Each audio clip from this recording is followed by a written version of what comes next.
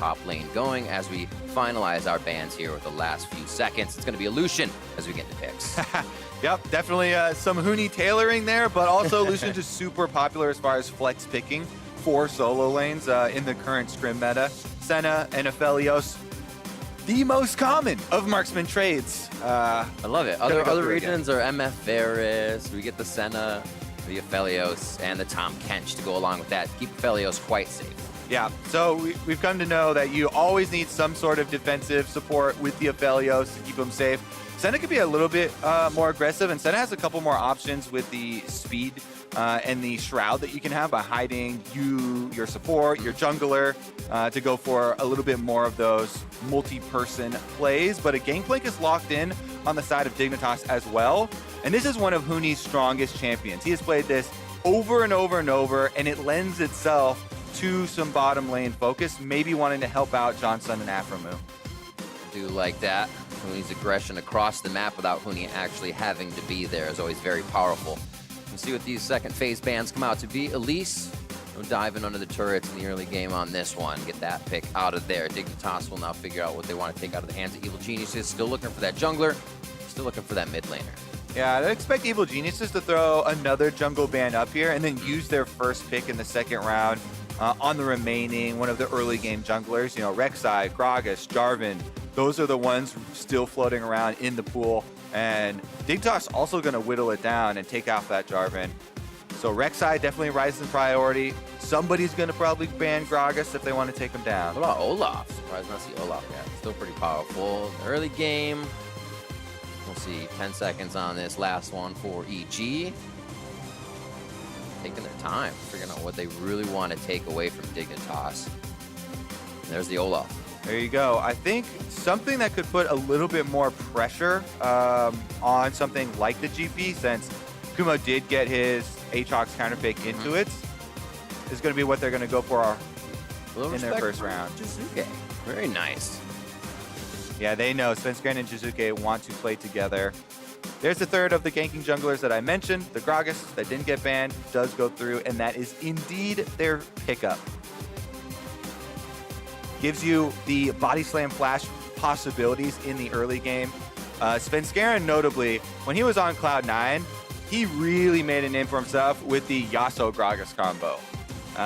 They utilized that very effectively throughout the entire year. I saw that moving C9 Academy around to utilize that throughout the entire year. Absolutely. Lee Sin picked up on the side for Grig. Going to try to be aggressive in the early game. Grig's been known to make some plays happen. Can be an impact player. We'll see if he can start that early in the season and keep it going for Dignitas. A final pickup here for that mid lane, the Orianna for Froggen. I love it. The Lady of Clockwork is locked in. Yeah, he's got a blind pick, and it's kind of difficult in the current meta, so he goes with the safest. Orianna, shield self, can play lane defensively when needed. Is definitely going to be a target for body slam flashes from the Gragas, though. So let's see what Jiizuke wants to run into it. We expect him and Svenskeren to try and go for some kills, especially if they're looking at an Orianna. Azir, maybe not that as explosive, though, as you're hoping. Not great. You can usually just move the ball around Azir and give him a hell of a time in lane, but obviously you have soldiers to play back with. We have both comps now on the screen here as Evil Geniuses set up to play their first game. You can make Azir a little bit more early game oriented too if you want to go for the Luden's Echo kind of bursty style. So we'll see what Jiizuke actually goes for, but they definitely are set up with a decent amount of late game as well. Both teams not too scared of it. So Dignitas played quite a bit towards top lane yesterday. Do you think they're going to have to do that as much with the Huni Gangplank, or can they start to focus around the map? I say leave the Gangplank by himself to farm up. The island for the pirate. Use the Gangplank ultimate on the bottom half or elsewhere in the map for some counter engages. Try and get it going. About to be in game in 10 seconds. Here you see the coaches giving their final words to the players. Evil Geniuses about to set onto the Rift. The MVP, Summer Honda MVP and Svenskeren surrounded by the C9 trio. And Jiizuke and Bang locked into this team. Bang has some ground to make up for himself. I think the perception last year was kind of down and out after the first few games, and he wasn't able to show world-class experience, because that's what you expect. But it takes time to build in a new region, and this could absolutely be the year we see Bang do exactly that. Come out with a bang. Yep, first time on stage for the Evil Geniuses, and let's see what they have against Dignitas, coming out hot off of their 1-0 start to the LCS. For sure. Going to be a good test for Johnsun, too, on that bot side. You see Froggen and Jiizuke on the screen there. I'm excited to see what comes out of this mid lane. You heard Dash say what Victor's Froggen was, or Froggen's Victor was yesterday, is basically what you should see out of Jiizuke. That kind of stylistic, saucy play as the Italian Stallion goes hard in his mid lane. We are on to the Rift, and we are about to see what Evil Geniuses has for the Spring Split. Right off the bat, I'd say with the Braum Senna here for Dig, they have the option of going for an early game play. Braum, Q, and the passive combined for a lot of aggressive invade opportunities. And it looks like they're going to do just that. Splitting up here. I like the various positions of trying to head in, making sure everybody can also escape and have a way out. So, Kobe, obviously, jungle's changed a bit, but a favorite route for you, obviously, 3 camps to start, but do you ever deviate? Do you ever do something crazy? For solo queue, I pretty much always do buff Gromp, and I just start on whichever side is opposite the matchup that I want to gank. For solo queue, Okay. it's very easy. You just look at your top lane matchup, say in this case, Gangplank, Aatrox. That's definitely gankable for you. So if you're Svenskeren and you wanted to gank for that matchup, you would start on blue, do the Gromp, then head up to red, and you'd be right there for a very early timing. However, they're starting on top side, and he wants to go for a downward path, and they're actually getting counter invaded. Huni's going to be first on this. Remember, Lee Sin, pretty big damage early game, and they have to be sure that they get away from that so Svenskeren can continue to clear his jungle. So, single buff lost there. Can't be buff Gromp, but it's going to be something buff Gromp. We've seen this again. Running the Gragas out of his own jungle. Late invade here with the Lee Sin for Grig. Grig, one of those guys that had questions to answer as far as starting on the LCS stage here. And yesterday, he had a very good game on the Elise. Now starting out with an early lead over Svenskeren. Lee Sin can go red buff right over to his own red buff. If you do this, then there's no way that Svenskeren's going to be able to get a second buff for himself. Doesn't matter if you show through the lane like this, even though Jiizuke knows and he's not going to be the recipient of a gank or anything. It's just about covering those bases and denying Gragas' second buff. That was a nice early word there for Jiizuke. Also playing to the side of his jungler. Good tendencies to start. Things you would expect to see right off the bat. There's Aerie on that Azir. And phase rush for Froggen. So he's looking to get in and out of these attacks. So he doesn't take that right there. Those soldier swipes over and over. Yeah, Froggen doing his best to keep that minion wave out in front of the turrets. CSing just fine for himself. Huni gets the early push here onto Kumo. See how much he can actually deny. Barrel zoning doesn't get him too far away. Svenskeren looks like he's heading back towards the top side of his jungle. Predator for him, Conqueror for Grig. Also a reason Sven said no thank you to any early fights. As we'll see where Grig tries to grow here. Maybe he's trying to read a bit more after this Scuttle Crab, and right now on a ward. Again, like I was talking about yesterday on the early invade game, one of the most important things when you have the upper hand in the jungle matchup off of an early invade like this is denying Scuttle Crabs to your opponent. Those Scuttle Crabs were not nerfed at all. They're a very valuable resource. And if you're trying to keep Svenskeren down, Grig's able to get it. Finds that he's on Krugs, but it's a little bit too late. Svenskeren has already been able to complete the Krugs and actually surpass him in farm count. Go figure, it's Svenskeren, right? So Grig coming over from TSM Academy, but also a bit of TSM. It was the back and forth trade between him and Acadian previous. So still has the LCS experience, has played quite a bit in those intense kind of moments. He's showing here early game that he can get in Svenskeren's head, but can he stay there? Can he continue to make that work? Well, one of the reasons why Svenskeren ahead in experience here, if you spend a lot of time walking across the map to these objectives that are very far apart, you know, red to red, then back up top for that Scuttle Crab, it's a lot of travel time. And Svenskeren just farmed his own camp, so he was able to get it.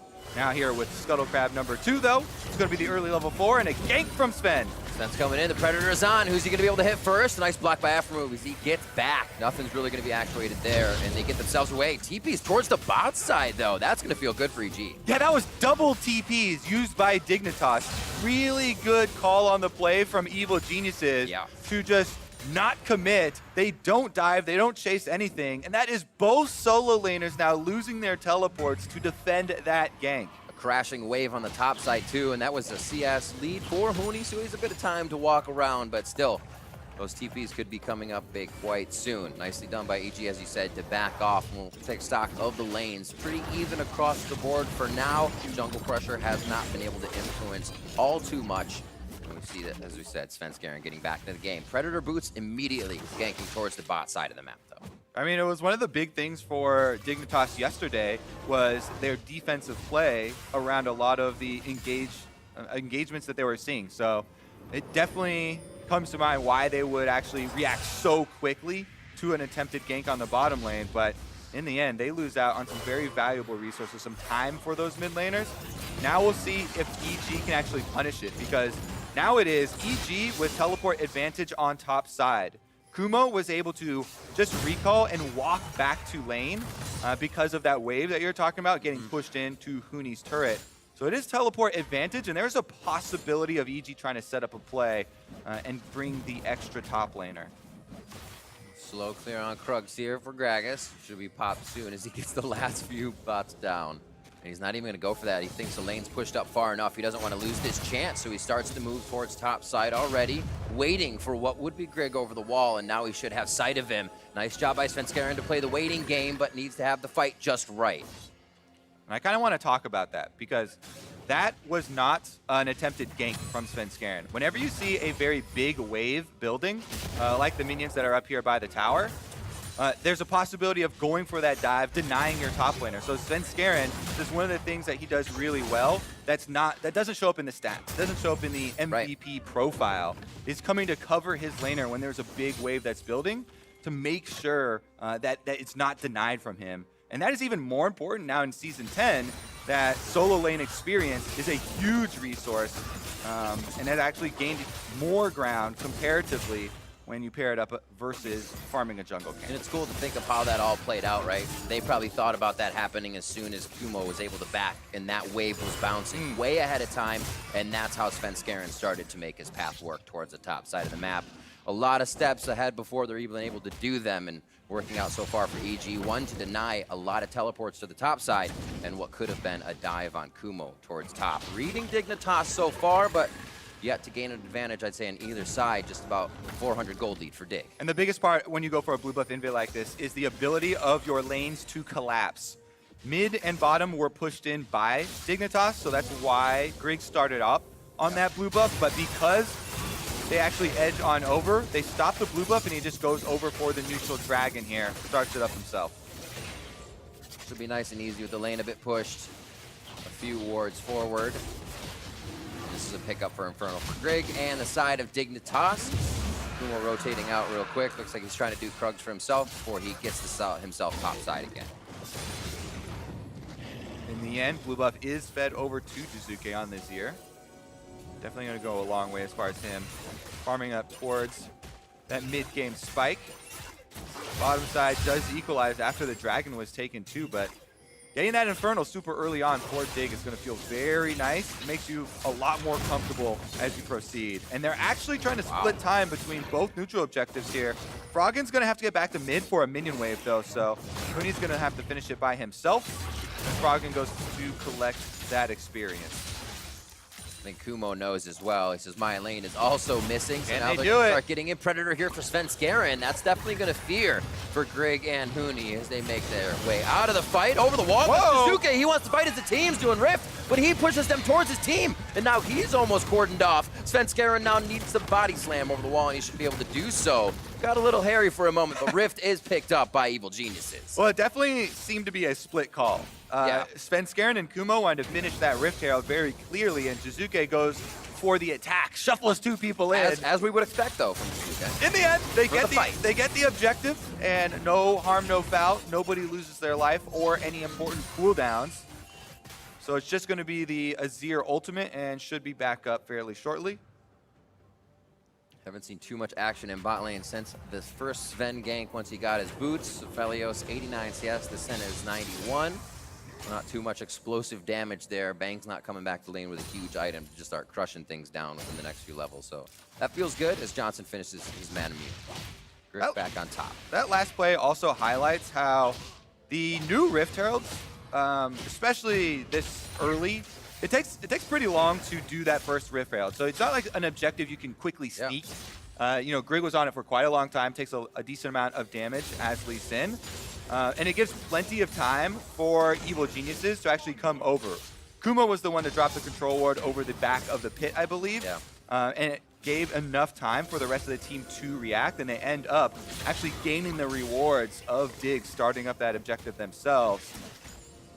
So while there definitely are big rewards and you want to use that Rift Herald on some turret plates, get some early cash in, it's definitely going to be a time investment, and you have to consider that. So far, the movement has seemed to be in Dig's favor up until that Herald, so maybe they can make it work a little bit easier if we see Huni coming back out of lane. We expected him to stay top, but the teleports came out very early. We see the intentions for Dignitas. Oh, they're going mid. Get all lanes fed immediately as Sven over the wall. Gets chomped up and spit out for safety by Zeyzal. A great play to get the first kill of the game. So it wasn't on screen, but I could see by the cooldowns, Jiizuke immediately goes with the other ultimate from Azir. As soon as it comes off cooldown, he goes in on Froggen, burns Froggen's flash, and then calls his teammate over. So that was a huge play earned by Jiizuke, even though on screen all you saw is Svenskeren gets to go over the wall. Woo! Nice kill.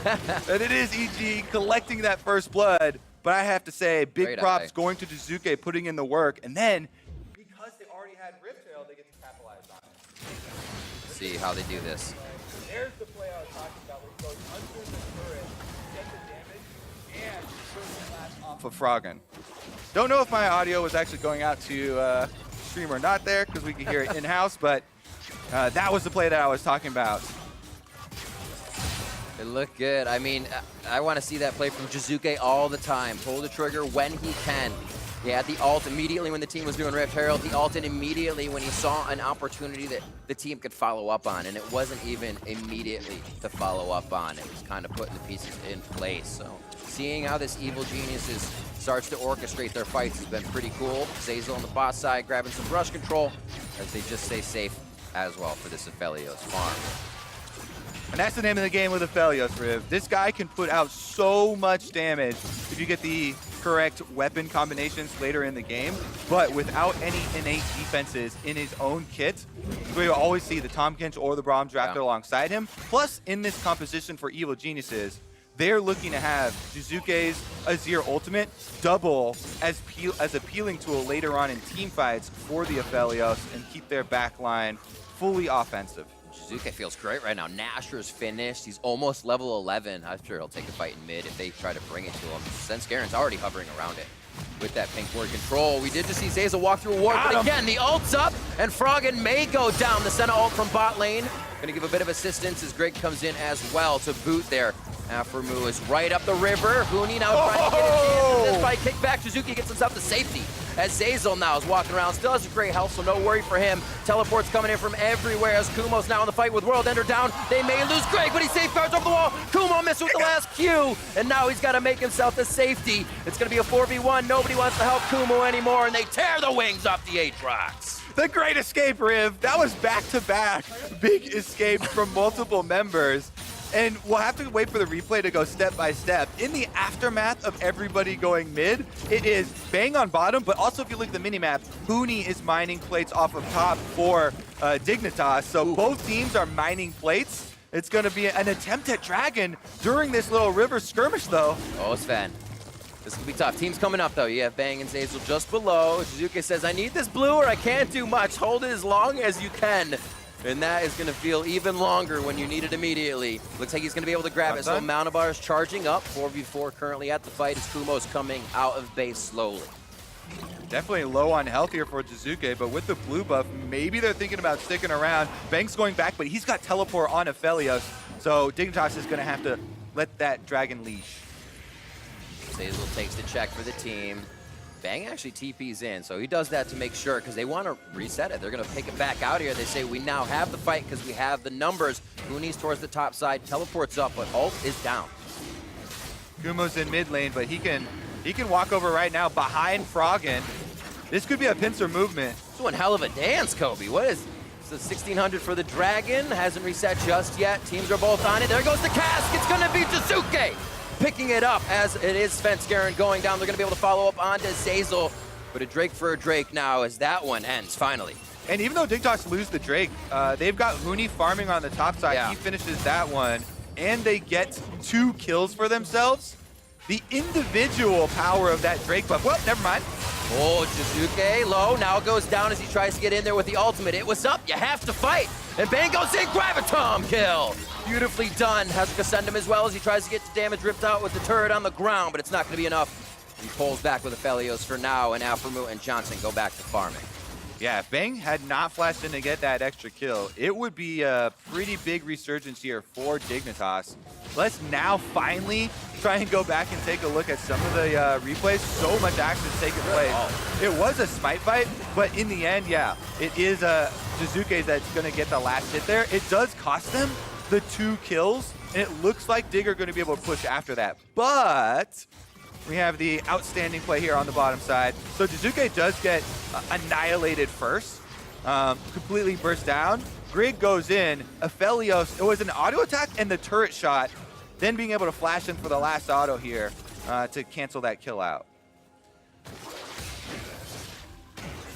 Looking to get back over to Johnsun, currently 39 souls on the Senna. So he's right there on that mark. Get a little extra attack damage range. It's gonna feel nice. Yeah, and 3 kills for himself. Keeps on getting the last hits here, so he is powering along, now already 40. building up towards the lethality, feeling very, very good. With the blue buff as well, it makes a bit safer here in mid lane, even though there's 4 members of EG. It looks like they're trying to set up a little bit of a counterattack. Again, it is Huni split pushing on the Gangplank bottom. This is level 11 Gangplank now. So he's just itching to use that ultimate once again. Now it's rank 2, provides that huge AoE for them to engage on and allow Froggen an easier shockwave. His TP is up too on Huni's side. Kumo's is not, so he has 2 ways to affect the other side of the map when he wants. Kumo's gonna have to follow with just a walk up the river. Second Rift Herald, Heraldine being taken down. Shelly is the first, Heraldine is the second. If you didn't know, they're cousins. 17 minutes in, you're only gonna have a few more minutes to take down the Rift Herald before Baron's gonna be on the map, and this is gonna be another fight to get the turrets down. You talked about it, Riv. Kumo is teleportless on the Aatrox, and since he's walking up from river, there's no way for EG to fight this. It would be a 4v5 for them because Huni is in position first. So that is an objective, again, gained for Dig. And they're gonna pop it right in the mid lane. They obviously see it coming with the ward, not gonna matter though. Just gonna knock down this turret and they'll be able to add a few more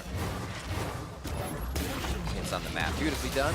Wards forward if they can start pushing those towards the right side and start seeing where Evil Geniuses will start to be coming from. They already have one towards the Raptor Brush on that left shoulder to make sure they don't get flanked. I have to say, the more we keep seeing of this Dig team, their coordination and their mid game is definitely looking quite good. See what Jiizuke can actually do though. Pushing out here on the Azir, just trying to get some farm back in his coffers to try and get up to the rest of the build. Teleports are now coming off cooldown for them, so there shouldn't be any more plays like that where Dig can force it without having to give something up.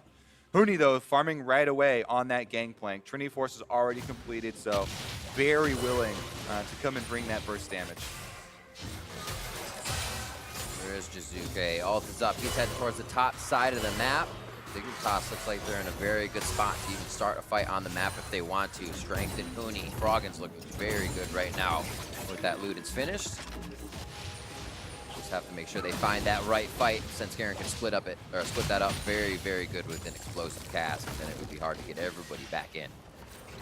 See if Jiizuke is going to get blue. Nope, he's top, so they may trade this one over. Ultimate onto Jiizuke here. Froggen in the 1v1 as the center shot comes in from Johnsun. Now Huni threes a crowd, and Jiizuke is going to be able to flash out of this. Possibly dissonance and the command move. It won't happen. He's not going to go forward for it, but they do get the flash of Jiizuke. Yep, flash and a big chunk out of the health bar. Yeah. With 25 seconds left on the Dragon, he will be able to go replenish his health in the fountain and head back out to lane, but that will give Dig time to set up full vision control leading to this Dragon. And when you face this team that has an Orianna, the ball sitting there provides so much zoning through these small corridors that lead up to the Dragon. So try and see Evil Geniuses actually walk all the way around and through this center brush. I think that's a really awesome point, Kobe. You lose track of where the ball is. Another game that you have to play. Sven goes in. Zanyas is down. They throw Glacial Fissure to the other side of the team, and that absolutely walls off Evil Geniuses. They wanted too much, but it was too far away as Sven went too deep. Zeyzal could be the next one going down, and they instantly hit him as well. That's a kill for Froggen. And now Dignitas is feeling great. Yeah, they are. That was a big flop from Gragas. Not able to get anything as far as the initiation goes. Getting into the center and just spreading everyone out with the ultimate. Dig pick off the kills. They're going to pick up the objective effortlessly afterwards. And this is going to be a huge push forward them. The mid game now will be all in their control. Look at the Senna. 450 gold bounty, 402. I dare say perfect in every situation, Kobe. Here's the fight again. Yeah, let's take another look. All right, Sven's going in. He wants to get the single person knocked back into his team and then Zonia's while they kill him, but he doesn't get the angle. Lee Sin and Braum, both mobile champions, and they get to the sides of that ultimate, so neither of them actually gets knocked back into a dangerous spot. Right. As they're both able to avoid the initiation, and then Dig can turn around on the low health Gragas as soon as the stopwatch wears off, giving them the numbers advantage and allowing the turn. Definitely track the fights and engages from Svenskeren. I know a point and a note that we continue to say about this jungler is always able to find those important engages, even when your team is behind. Here, being flustered a bit because Dignitas knows that's coming. You played against Svenskeren for so long. The Summer Split Honda MVP is going to be the first one into the fight. So how can they mix that with Kumo? How can they maybe mix that with Zeyzal in another Jiizuke ultimate? It seems to be getting tougher for them to find a way into this Dignitas squad. Whoa, oh my word. Zeroed out, one auto attack. The next one's going to do it as it builds up a little bit of damage there in her passive of Clockwork Wind-Up. Jiizuke is now going to feel the pain of that command move, command protect, as Froggen gets himself to safety. Abyssal Voyage towards the top side as EG scrambling to get members to the right side of the map. And if you look at the map right now, this is open territory for the push here for Dig. They've got all three lanes pushing into towers right now. It's a wraparound from Johnsun. He's actually looking now at Kumo in the bottom lane for the gank. Huni take turret aggro. There it is. Turret's on him. Johnson's in. There's the hits. And the heals to boot as well, as they're going to be able to take that bottom side. There is the ultimate Emperor's Divide from Jiizuke as they use it to instantly save turrets at this point. Not even initiate the fights. It's changed pretty quick from the beginning of the game. Aphromoo is right, Riv. Johnsun comes up big again. He pushed that mid wave, wrapped down through the jungle, meets up with Huni for the extra kill, and Dignitas are going to get almost and succeed in finishing off that extra turret. They've definitely been able to move the map much better throughout the game, and it's kind of sending AG scattered to top lane, to mid lane, and they don't have enough people to fight each member of Dignitas that is there at the power they've reached. 1-0-1 for Huni, 3-1-3 for Froggen, and 4-0-4 for Johnsun. The bot lane is deathless for Dignitas here. Definitely big performances from everybody on the team thus far. Also, intelligent use of a lot of their globals. 2 teleports now, and the cooldown on Huni's ultimate is down to 86 seconds with the cooldown reduction already purchased in build. And rank 2 means he is going to make very quick work of those minion waves. Topside, another attempt here. Svenskeren's waiting in the brush, but Froggen hasn't overextended yet, and they might just call up the rest of the team. Jiizuke very vulnerable. That's 59 souls on Senna as well to keep you up to date on those. I'm still waiting for, not waiting for, but the chance for Bang to get this Aphelios damage down. He's got the items to do a good front, a loaded hit on whatever he does hit with that ultimate, but can he get to the back line? There's still healthy items on a lot of the champions for Dignitas. We just haven't seen that full 5-man fight yet for EG. And we have not seen Froggen overstep yet. He actually plays it fairly safe. That's true. Now Svenskeren leaves that brush. There's one ultimate. It's going to be a Graviton, so that's just a lockdown. Not even the damage follow-up. Froggen's going for the kill. He chases Jiizuke back, and Svenskeren's finally behind him. Has he gone too far? You called for it, Kobe. The caster curse. Are they going to be able to pick it up? Oh, my word.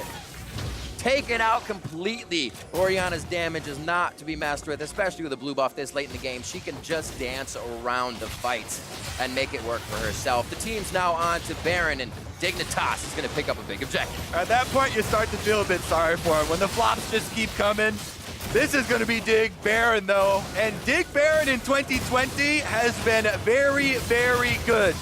Grig's going to kick him out, gets the secure. 100% secure rate for Dignitas in the LCS 2020 on their Barons. Mind-blowing. Trend setting and also breaking trends. I love it.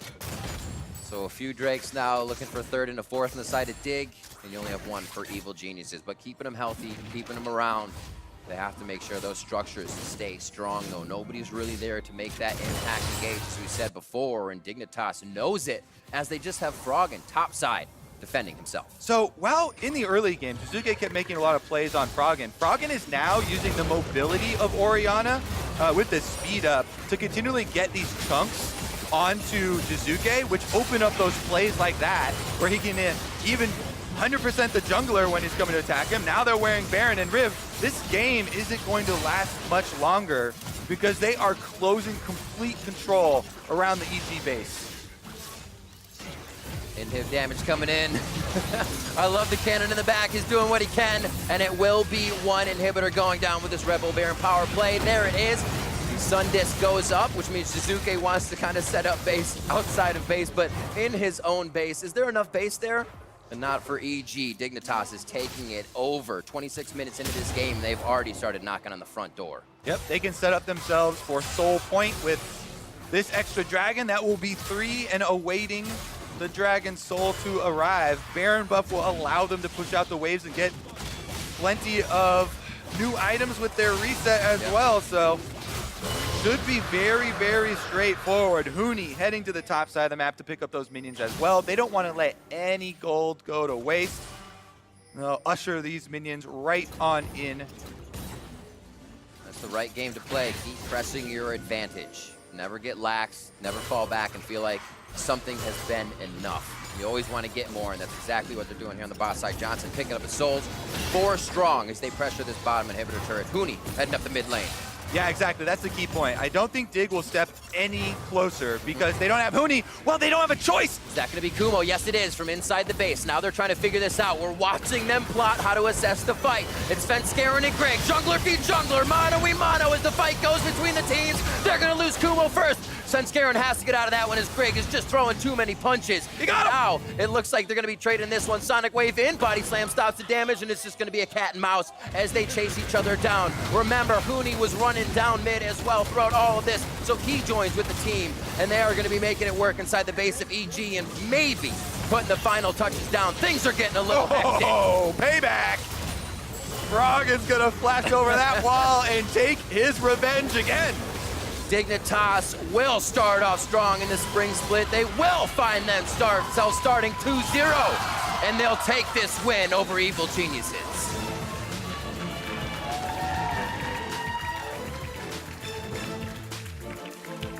Dignitas is back, baby! Woo! It looks good. Johnsun having a great game, 5-0-4, just cresting the 13,000 gold mark. He had 13,008 gold at the end of the game. Nice. Go down the checklist, Riv. Boom. I mean, Nice everything is following on the list here for Dignitas. Huni still has not died this year in the LCS. Johnsun popping off once again. Everybody performing. Grig in the jungle, Froggen playing mid. Let's talk about that. Huni not dying. In a position where like Huni is just going to throw himself into the fire each game because that eventually becomes Huni. No, it's not. This is so far within 2 games and only 2 games. Yeah, caveat. But Huni has definitely shown a bit of a different play style.